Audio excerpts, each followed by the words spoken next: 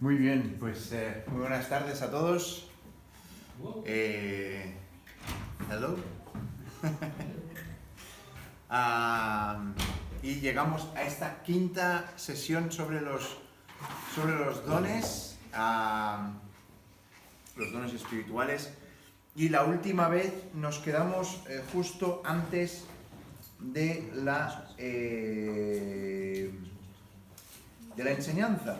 Nos quedamos con el tema de distinguir los espíritus, así que vamos a empezar directamente en el tema de la enseñanza, porque tenemos bastante material para intentar cubrir, como siempre, no sé, parece que me estoy repitiendo aquí mucho con todo este tema, pero es que hay material, entonces, aunque no tengamos prisa, pero tampoco nos queremos quedar ahí rezagados y dando vueltas.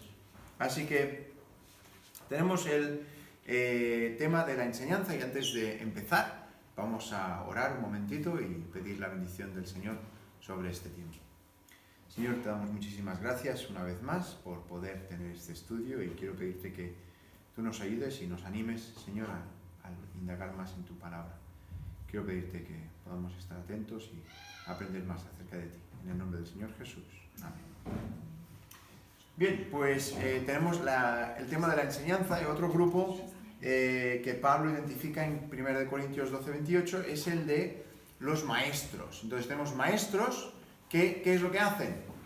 Enseñan, ¿sí? Eso es un buen maestro, ¿verdad? Alguien que enseña. Todos hemos tenido buenos maestros y malos maestros, ¿verdad?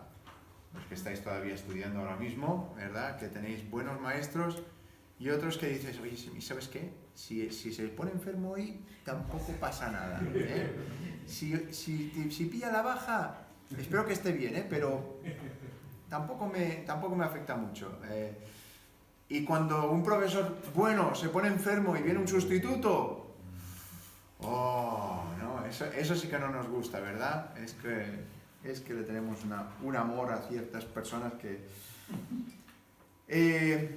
Como el apostolado y como la profecía puede referirse tanto a un oficio como a un don, ¿eh? El tema de la enseñanza.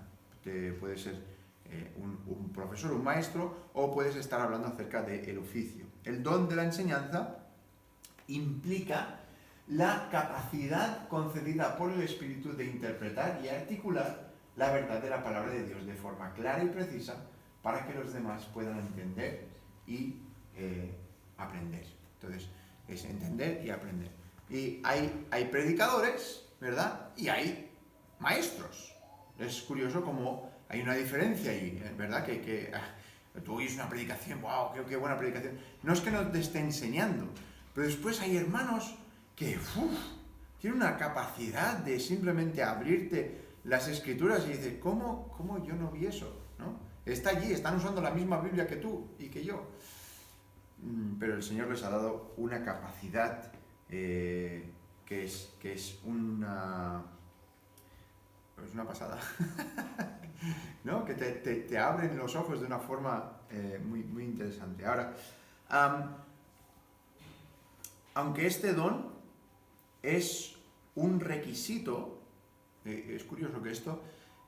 Pablo lo pone como un requisito para los ancianos. O sea, un anciano, alguien que quiera estar como pastor de una iglesia o como anciano de una iglesia, tiene que tener este don. Es una persona, pero este don no es exclusivo a los pastores. O sea, tú puedes tener un buen maestro y no necesariamente es un anciano de una iglesia, no necesariamente es una persona liderando una congregación, ¿sí? Puede ser un buen maestro aparte de... Pero si eres anciano o eres pastor en una iglesia, debes poder articular verdad de la palabra de Dios de una forma clara y precisa, ¿sí? Esto es un requerimiento, una necesidad, ¿no? La iglesia apostólica se caracterizó por la enseñanza regular de la palabra de Dios. O sea, podemos mirar en Hechos 2:42. Hechos 2:42. Veremos un par de pasajes aquí. Hechos 2 y el versículo 42. ¿Alguien lo quiere leer?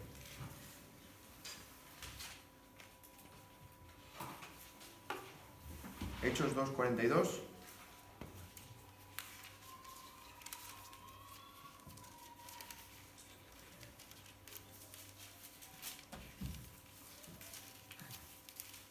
¿Alguien?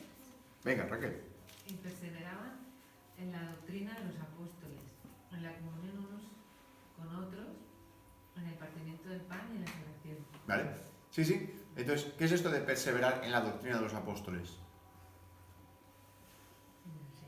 Enseñanza, ¿no? Pues iban aprendiendo, y alguien iba exhortando, alguien iba hablando, iban aprendiendo, ¿no? Después en el 15:35 pone: y Pablo y Bernabé continuaron en Antioquía enseñando la palabra del Señor y anunciando el Evangelio con otros muchos. O sea, una cosa era la enseñanza, otra cosa era la evangelización, pero iban mano en mano. Tendríamos más pasajes que podríamos mirar, pero esto básicamente es para poder ver que esto ocurría en el Antiguo Testamento y debe caracterizar todas las iglesias, ya que la enseñanza es una parte necesaria para hacer discípulos, ¿no? En la Gran Comisión, ¿qué dice? Id pues y haced discípulos, ¿no? Y la siguiente palabra es enseñándoles, ¿vale? Enseñándoles. O sea, es nuestra prerrogativa, ¿no? Hay algunos que cogen más el id, ¿no? Otros que cogen más el hacer discípulos. Otros que dicen, no, pues yo los voy a bautizar, ¿no? Cada uno coge lo que le... Pero lo dice todo. Si tú quieres coger una parte, bien, pero lo dice todo, ¿no? Hay que ir, hay que hacer, hay que enseñar, hay que bautizar. Todo es parte de la Gran Comisión. Pablo, quien reconoció la vital importancia de esta obra espiritual, le hizo un encargo a Timoteo, que esta mañana estuvimos hablando un poquito acerca de Timoteo. Ven conmigo a Segunda de Timoteo. Segunda de Timoteo, después de Tesalonicenses, tenemos la primera carta a Timoteo, después la Segunda de Timoteo 2:2.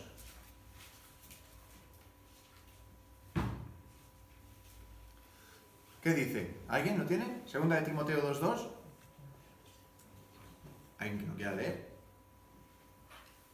De lo que has oído de mí ante muchos testigos, esto encarga a hombres fieles que sean idóneos para enseñar también a otros. Entonces, ¿qué está diciendo aquí? Pues está diciendo que Pablo le había enseñado a Timoteo y le dice, Timoteo, ahora tienes que enseñar a otros hombres. Y dice, no, Josué, está diciendo aquí que tiene que encargar a otros hombres. Bueno, pues esa palabra encargar, estás dándole esa carga, estás dándole esa enseñanza. ¿Para qué? Para que ellos enseñen. O sea, Pablo enseña a Timoteo, Timoteo enseña a otros hombres enseñan a otros. Sí, es una cadena. ¿Sí? Entonces, los líderes en la iglesia son aquellos que analizan correctamente la palabra de Dios y no se la quedan para sí mismos, sino que la imparten. ¿Para qué? ¿Con qué beneficio? ¿Con qué propósito? Para que esas personas que lo reciben también lo impartan. ¿Para qué? Para que esas personas también lo impartan, y así sucesivamente. Muchas personas que no son pastores, ¿no? Muchas personas que no son obreros, ¿no? En la iglesia de forma visual, también han recibido la capacidad de poder abrir la palabra de Dios a otras personas de esta forma. Bien, continuamos a la siguiente parte, que es la exhortación. Los términos griegos parakaleo, que es exhortar, y paráclesis, que es exhortación, en Romanos 12:8, se componen ambos de para, que es junto con, no es para de que pares, sino de para es junto con o al lado de, y después kaleo, que es llamar, ¿vale?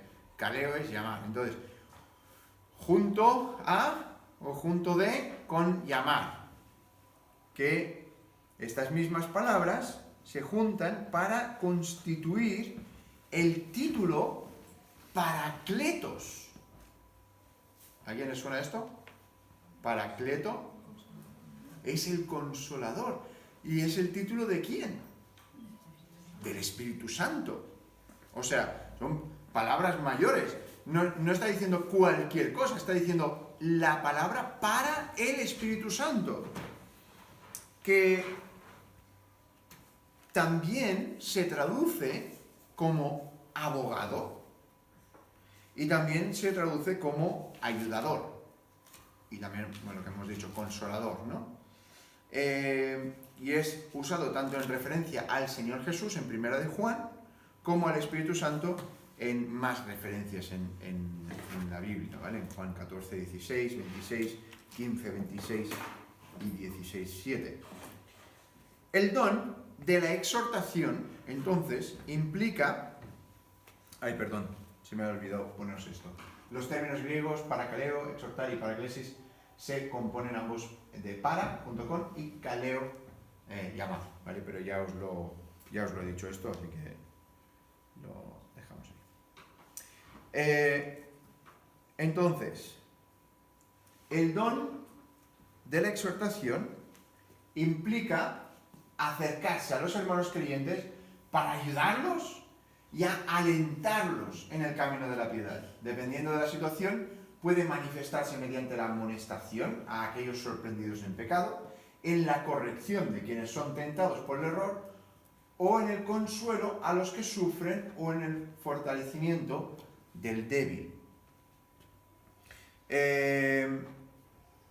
Entonces, la exhortación, ¿qué implica? No es una pregunta con trampa, ¿eh?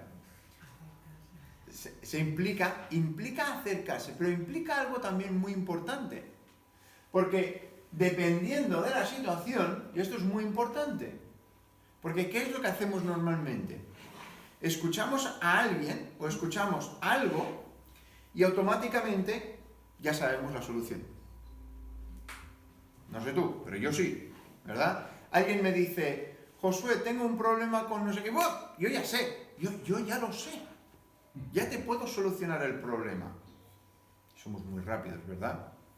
Pero para poder definir si está tratándose de alguien sorprendido en pecado, o en alguien que está tentado por el error, o ser un consuelo a los que están sufriendo, o quizás es un fortalecimiento al débil, tenemos que parar y saber todo, saber cuanto más sea posible, porque quizás estamos... es que precisamente esta semana escuché una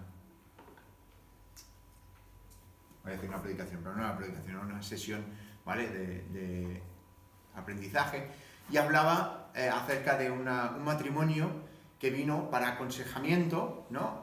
Y entonces vino el pastor de la iglesia, y estaba el pastor y el pastor asociado, ¿no? El pastor que vino, entró, y entonces el hombre dijo, pues mira, nos está pasando esto, y a partir de aquí, el pastor de la iglesia cogió y empezó a hacer una exégesis de Efesios 6, ¿no? Del matrimonio y tal y cual, no sé qué, no sé cuándo, estuvo 1 hora. Así que, finalmente, lo que tenéis que hacer es esto, esto y esto. Entonces cogió y se fue de la reunión, ¿no?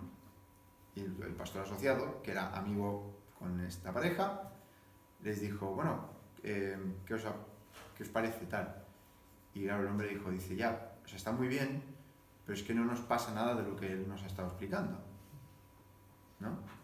Y esto es lo que nos pasa a veces, ¿verdad? Pensamos que sabemos el problema, pero hasta que no paramos y no escuchamos más y no indagamos un poquito más a ver qué es lo que realmente está pasando, no podemos saber cómo tenemos que ministrar, cómo tenemos que exhortar, cómo te puedo ayudar. ¿No? Esto a veces les pasa a los niños, ¿verdad? Están llorando y tú no sabes por qué están llorando y piensas que es una cosa, intentas solucionar eso, pero eso no es, ¿no? Pues explícame, ¿qué te pasa? No lo sé, ¿verdad? Como adultos nos puede pasar esto también. Y hay que tener paciencia. Si queremos exhortar correctamente, si la idea es animar bíblicamente, ¿no? Quizás en la exhortación va a haber reprensión, ¿verdad? Lo vimos esta mañana. Pero quizás hace falta doctrina, quizás hace falta corrección, no sé, quizás hace falta instrucción, quizás no se sabe lo que hay que hacer. Muchas veces tomamos por sentado de que todo el mundo viene con las mismas ideas y el mismo conocimiento que tú ya tienes. Pero eso no es verdad. Quizás alguien está entrando en un cierto tema Y tú dices, bueno, esto lo sabe todo el mundo. Quizás no, ¿verdad? Y quizás tienes que tomar el tiempo para escuchar, tener cuidado. Entonces, la exhortación es necesaria para una variedad de contextos del ministerio y en cada uno de ellos puede parecer distinto. Como Pablo les indicó a los tesalonicenses, también os rogamos, hermanos, que amonestéis a los ociosos, que alentéis a los de poco ánimo, que sostengáis a los débiles, que seáis pacientes para con todos. Entonces, quizás es alguien que tiene poco ánimo, quizás es alguien que está siendo ocioso, pero no vas a exhortar al ocioso y al de poco ánimo de la misma forma. ¿Y cómo lo tienes que hacer? Con paciencia con todos, dice Pablo. Hay que tener paciencia con todos, hay que parar y escuchar, ser paciente y decir, vale, entonces, ¿qué es lo que está pasando?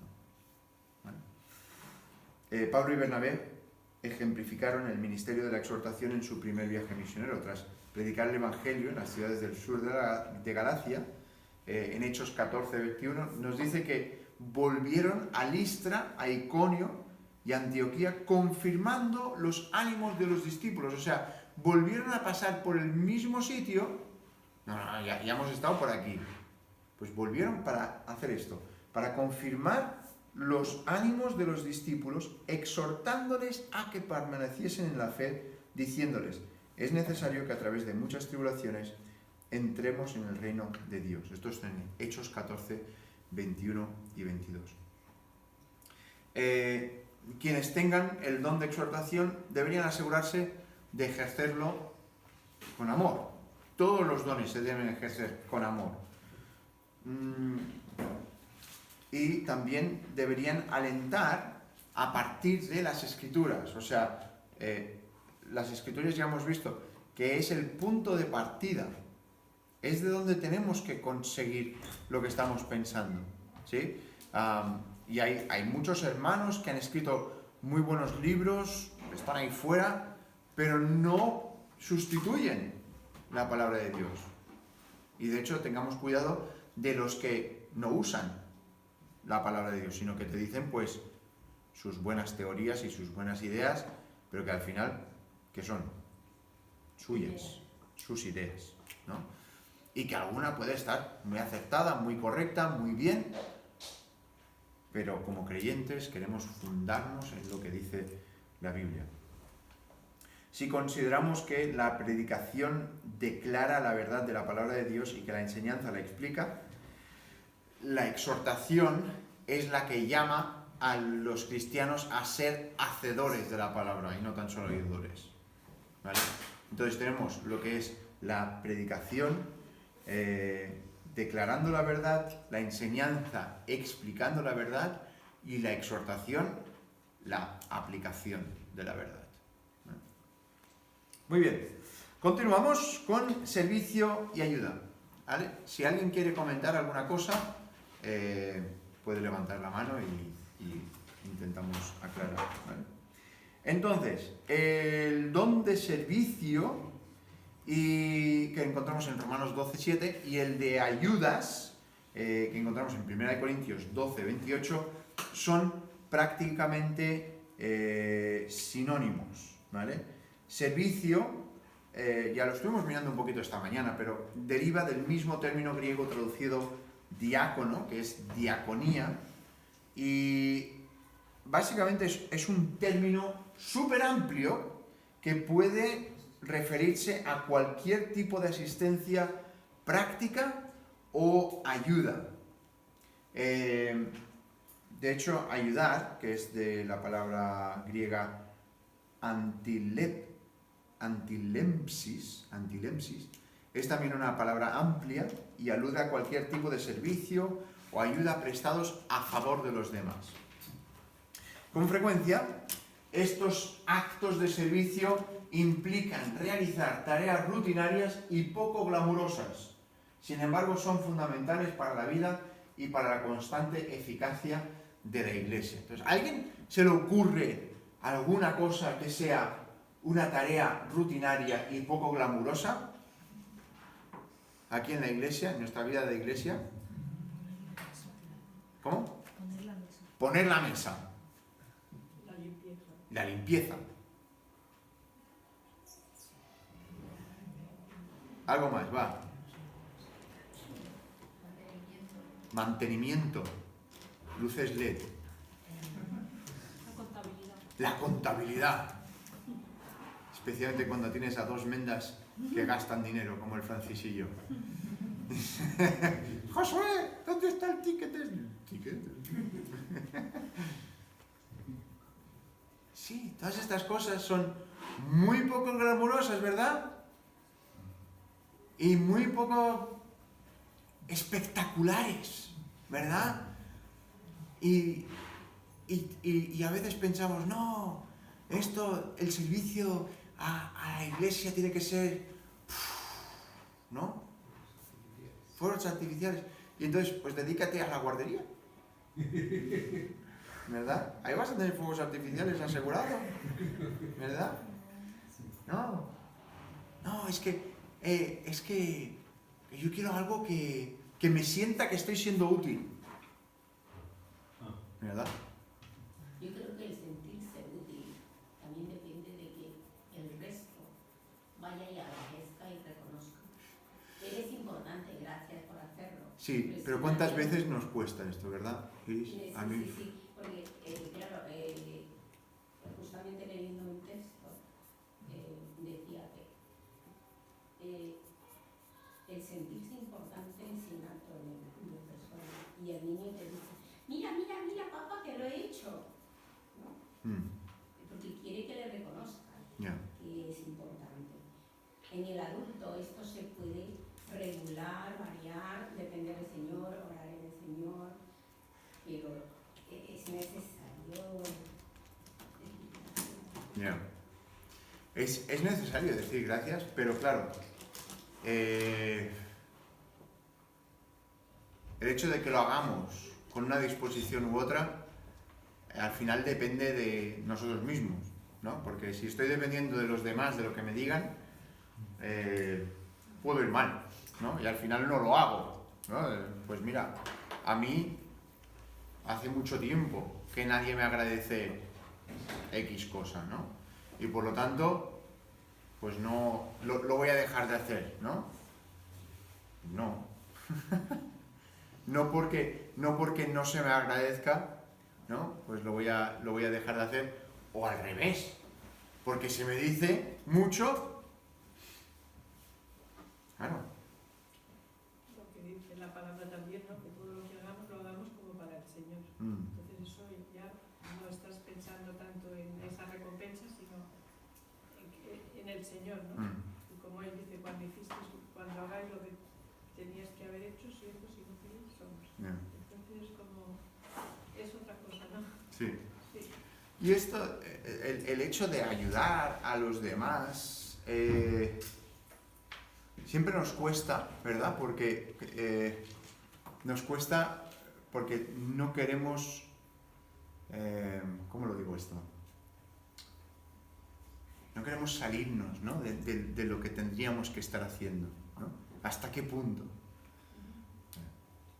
Hasta que puedas, ¿no? Esto es, no quiero sobrepasarme. Bueno, ¿cuántas veces a ti te han ayudado y tú dijiste, no me ayudes más, por favor? Yo creo que eso también se nota, ¿no? Cuando tú tienes la capacidad de poder ayudar. Ahora,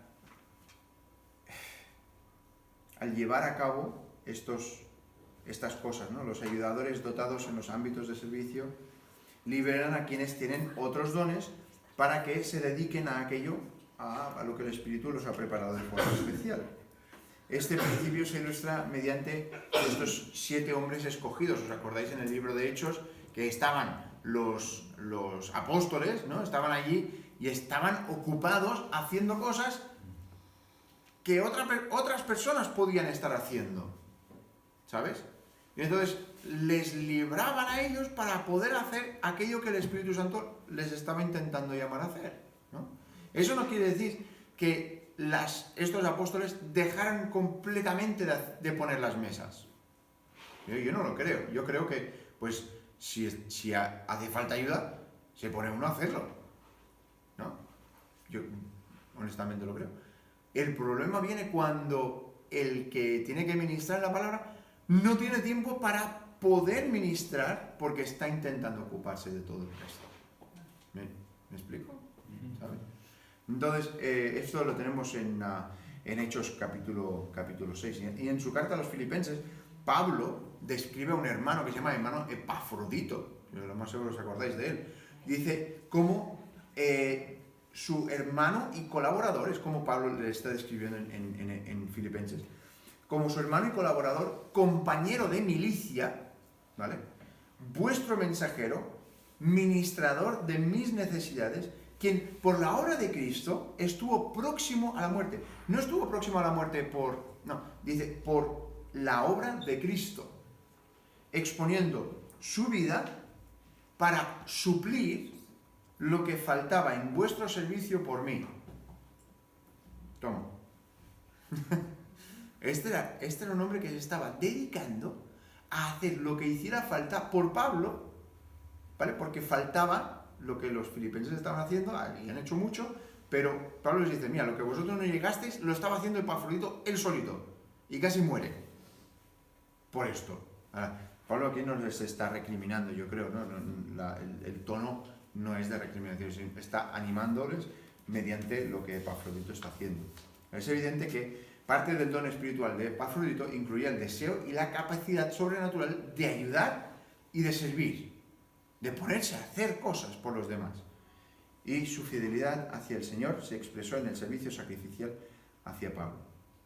Aunque no destacan en lo público, quienes sirven con generosidad en la iglesia serán un día recompensados delante de todos por el Señor. Y esto, ¿no? Es la ilustración de un pastor mayor, ¿no? Y estaba viniendo otro pastor más joven para hacer de relevo, y entonces el pastor mayor, cuando viene el primer día, van a estar juntos, ¿no? Empezando a ministrar. El pastor mayor le dice, vale, pues vamos a empezar por lo más importante. Y le da una escoba al pastor más joven, ¿no? Y le dice, empezamos por aquí. Y entonces así es como empieza este pastor más joven. Empieza con la escoba y barre toda la iglesia, ¿no? Entonces la ilustración continúa a partir de allí, pero siempre destaca eso. Decir, vale, a veces pensamos, sí, pero lo que no es tan glamuroso, tan esencial, tan espectacular, es también necesario para el funcionamiento de la iglesia. Entonces, tenemos también dirigir y administrar. Tenemos en Romanos 12:8 el don del liderazgo, y en 1 Corintios 12:28 el don de administrar. Entonces, esto es el mismo. Básicamente, quienes tengan este don de liderazgo o de administración son responsables de guiar a la congregación tanto en lo espiritual como en las tomas de decisiones cotidianas. La frase el que preside, que dice el que preside con liberalidad, ¿os acordáis de esta frase? Con solicitud, perdón. Se traduce la forma participial del término griego proistemi, que es estar delante, ¿sí? Se usa en el Nuevo Testamento para describir el liderazgo tanto en el hogar como en la iglesia, y administrar procede del término kubernesis, que significa guiar. En Hechos 27:11 y en Apocalipsis usan el mismo término para identificar o referirse a un piloto que guía un barco con un timón, ¿sí? Entonces va guiando mediante ese timón la dirección del barco. Y así se ilustra la forma en que los líderes dotados ayudan a los demás en la vida y en el ministerio, guiándolos con sabiduría y buen consejo. Aunque este don no se limita a un cargo en particular, el don del liderazgo en la iglesia pertenece claramente a los pastores y a los ancianos, a quienes Dios ha ordenado a apacentar el rebaño. Alimentan y guían el rebaño de Dios. Entonces, Romanos 12:8 implica que los que presiden, los que dirigen, lo hemos dicho antes, lo tienen que hacer con solicitud. Y este término, en el griego es spoudé, es también con diligencia, ¿vale? O sea, solicitud es diligencia, que no estén ahí otra vez, ¿no? Otra vez tenemos que hacer esto, sino con diligencia, más que manifestar pereza o apatía, ¿no? Y me gusta porque en la definición de esta presidencia dice con seriedad y entusiasmo, que a veces no metemos esas dos juntas, ¿no? Pero seriedad, que estás ahí concentrado, ¿no?, en lo que estás haciendo, pero con entusiasmo, ¿vale? No te estás muriendo de asco, sino que es algo que te motiva para continuar hacia adelante.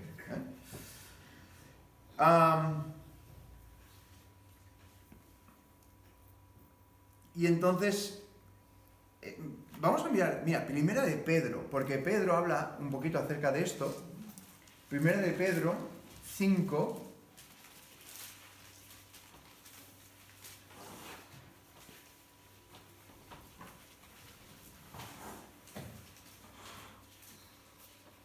Primera de Pedro 5, vamos a leer. Porque Pablo lo está diciendo esto a los que son líderes en la iglesia, a los ancianos. Mira el versículo 1 del capítulo 5, dice: ruego a los ancianos que están entre vosotros, yo anciano también con ellos, y testigo de los padecimientos de Cristo, que soy también participante de la gloria que será revelada, y les dice esto: apacentad la grey de Dios que está entre vosotros, cuidando de ella no por fuerza, sino voluntariamente, no por ganancia deshonesta, sino con ánimo pronto. Ahí tienes esa palabra, ¿vale? Esa solicitud, ese ánimo, ¿no?, ese entusiasmo. Dice, no como teniendo señorío sobre los que están a vuestro cuidado, sino siendo ejemplos de la grey. Y cuando aparezca el príncipe de los pastores, vosotros recibiréis la corona incorruptible de gloria. Así que tenemos aquí estas marcas que el apóstol está diciendo. En Romanos 12:8, la siguiente palabra que tenemos es el que reparte, ¿vale? Y Pablo no dice el que reparte se queda con la mejor parte, ¿vale? Ese no está en la Biblia eso, ¿vale? Pablo describe el don de dar con estas palabras: el que reparte con liberalidad. ¿Qué es esto de liberalidad? Generosidad, ¿sí? Ahora, el término traducido en el griego de repartir es una forma del verbo metadidomi, que también podría traducirse como dar o compartir, ¿vale? Entonces, el que reparte, o el que da, o el que comparte, que lo haga con liberalidad. Habla de la generosidad sacrificial al dar para suplir las necesidades de otros. Aunque todo creyente está llamado a compartir y dar, en Efesios tenemos esto, en Lucas 3:11 también, quienes tienen el don de dar están preparados de manera particular con el fuerte deseo y el entusiasmo de contribuir sacrificialmente por los demás. Y estoy seguro que has conocido a alguien así en tu vida. ¿Qué hace falta? Esto, ¡pum! Y te sorprenden con mucho más allá de lo que hacía falta, mucho más allá de lo que tú esperabas. Por consiguiente, experimentan la medida plena de saber que Dios ama al dador alegre. Y el término, liberalidad, deriva de la palabra griega japlotes, que parece una comida mexicana, ¿vale? Japlotes. Pero no, alude a una generosidad sincera. también hemos experimentado personas que dan generosidad con segundas, ¿verdad? ¿Y por qué me estás dando esto?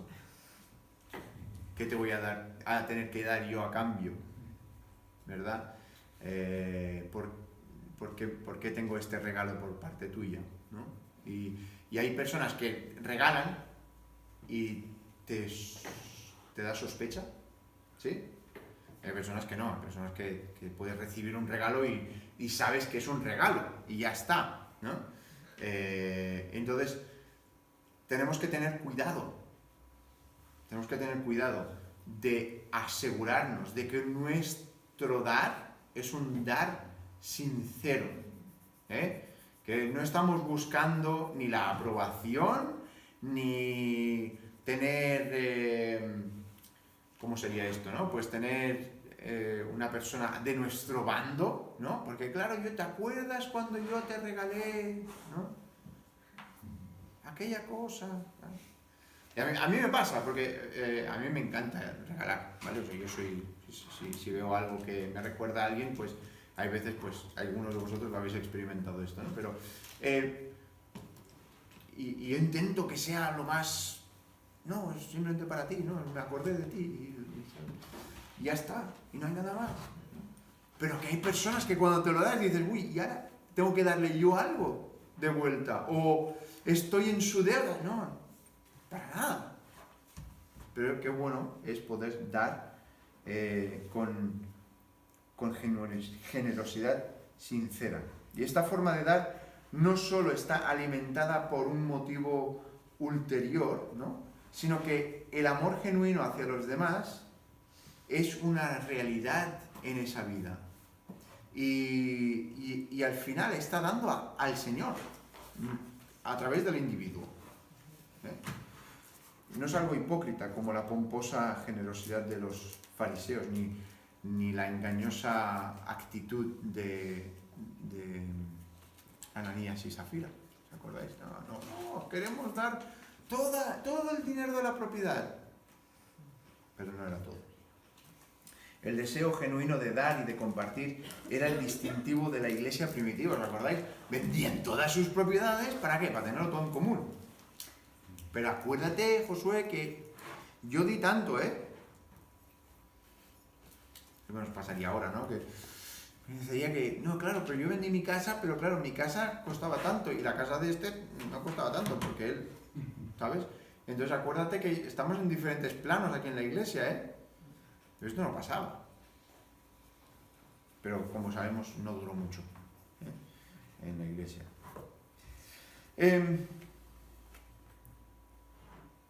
Hacemos... nos quedan pocas. A ver si se me ha saltado aquí. Mostrar misericordia. En la lista, en Romanos 12, concluye con estas palabras. Dice, el que hace misericordia con alegría. El verbo griego, eleo,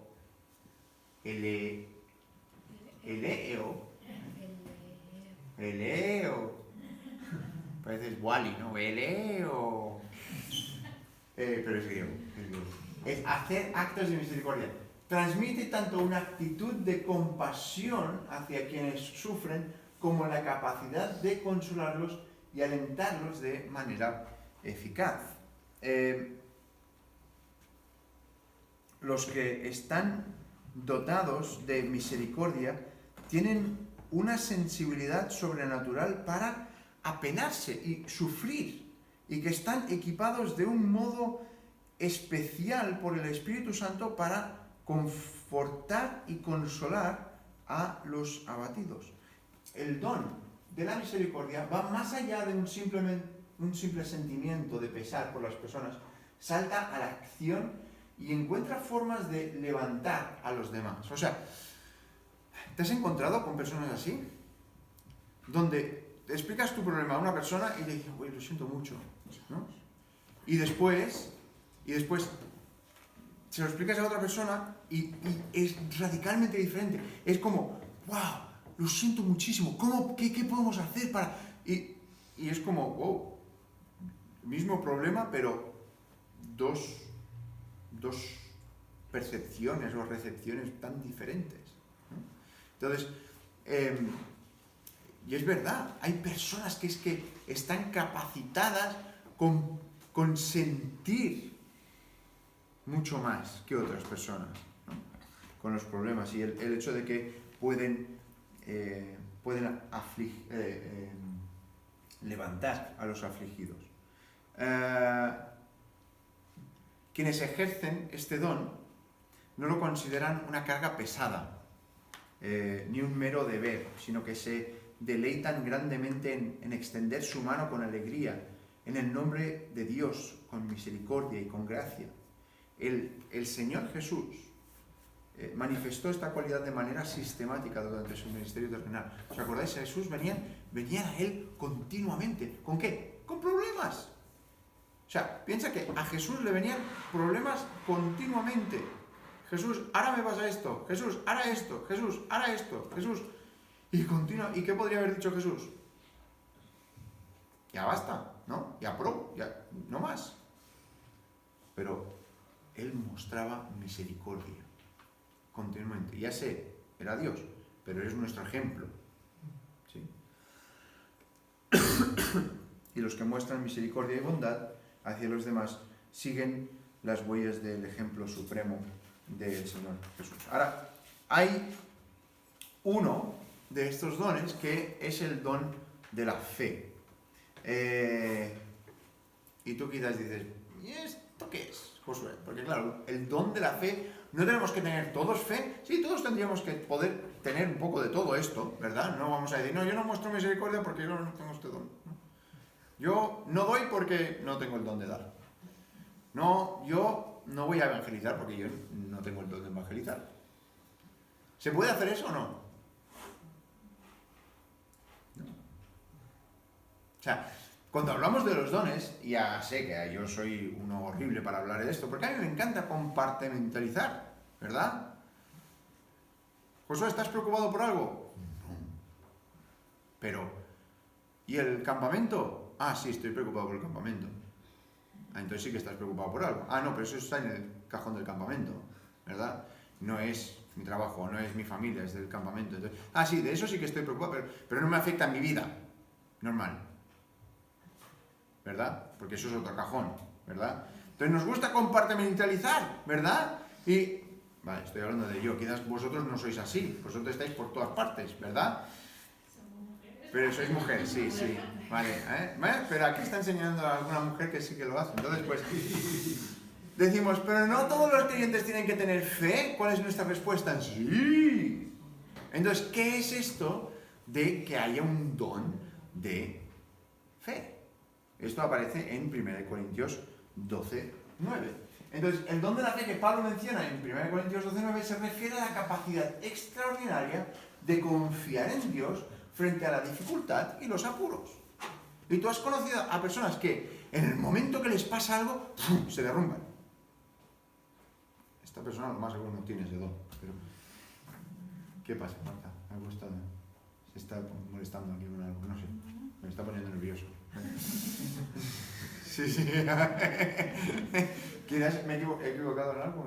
¿No? Vale, vale. Entonces, hay otras personas que les llega una tragedia y en vez de derrumbarse, animan a los que tienen alrededor suyo. Y dices, eso es un don. Porque en medio de la dificultad, ellos continúan hacia adelante. Dicen, no, es que mira lo bueno que es el Señor en esto y en lo otro. Y ¡wow! Y puede ser que Dios ayude a esa persona o a esas personas en ese momento a poder experimentar este don, ¿no? A través del Espíritu Santo, y decir, he pasado eso gracias al Señor, solamente por su pura gracia. Entonces, quienes tienen el don de la fe se caracterizan por la oración persistente y por confiar en saber que Dios oye las súplicas de su pueblo. Son personas que están intercediendo, personas que que dicen, nada me ha de mover. Estas personas que dices, no entiendo cómo están todavía de pie, ¿no?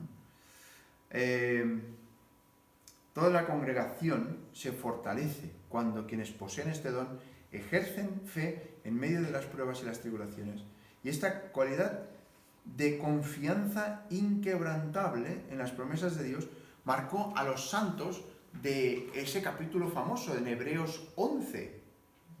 ¿Os acordáis de esos? ¿Cómo se llaman? Héroes de... ¿Y los otros no tenían fe o qué? Sí, pero estos eran personas que se les caracterizaba, tenían una fe tan grande que quien escribió Hebreos dijo, vamos a meternos en este capítulo, porque es que no se rendían. ¿No se rendían de qué? De las promesas de Dios. Ahora, por medio de su ejemplo de fe y de fijar sus ojos en Cristo, han proporcionado, como nos dice Hebreos 12:1, esa tan grande nube de testigos, para que generaciones posteriores de creyentes los pudieran seguir también. Y de manera similar, a lo largo de la historia de la Iglesia han habido más personas que han tenido este don, donde están confiando de una forma que dices, yo no lo veo, pero... ¿sí? Y hay ejemplos tras ejemplos de personas que ponían su confianza absoluta y plena en Dios y decían, es que Dios va a suplir, Dios lo va a hacer, yo no tengo ninguna duda, es que lo va a hacer. Y tú dices, ¿cómo puedes tener esta confianza, no? ¿Cómo? Y Dios obra. Desde humildes hombres y mujeres firmes en la fe, a los entregados misioneros, nobles mártires, los testimonios de los fieles han seguido animando a generaciones posteriores de cristianos a lo largo de los siglos. Bien, pues continuamos con el discernimiento espiritual. Y el discernimiento espiritual es la capacidad de distinguir entre los espíritus, como nos dice en 1 Corintios 12:10, y alude al don permanente del discernimiento espiritual, la capacidad empoderada por el Espíritu para identificar formas de errores doctrinales y engaños religiosos, ¿vale? Ahora, esto se parece mucho a lo que hemos hablado anteriormente de lo que es el discernimiento de espíritus, ¿vale? Pero varía en que aquí está hablando acerca de errores doctrinales basándose en lo que la Biblia dice, ¿sí? Entonces,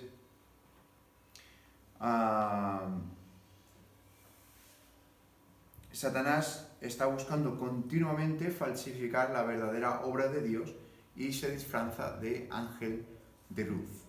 Y lo hace principalmente por medio de falsos maestros, quienes imparten doctrinas de demonios, como nos dice en 1 Timoteo 4:1. Por esta razón, el apóstol Juan advirtió a sus lectores, amados, no creáis a todo espíritu, sino que dice, probad los espíritus si son de Dios, porque muchos falsos profetas han salido por el mundo. Josu, Sí, esa es la única referencia para esto. sí, esta es la única referencia. Pero es la misma referencia del discernimiento de espíritus, entonces. Ahora mismo no tengo las notas de esto, diría que no. Porque esta es la única para este. ¿En tus notas solamente sale este también? Lo puedo mirar esto. A ver si lo tengo aquí.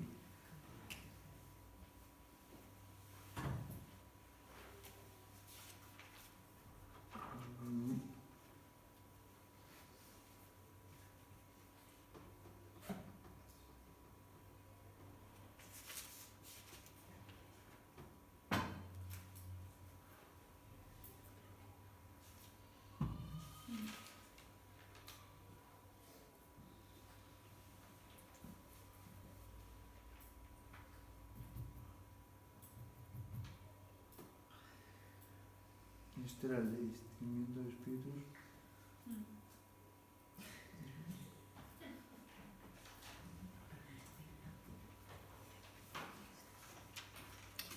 pues lo puedo mirar esto y os lo puedo decir.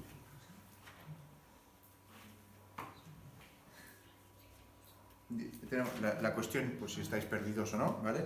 Es distinguir entre espíritus y el discernimiento espiritual, ¿vale? Entonces a ver si hay una diferencia o no, ¿vale?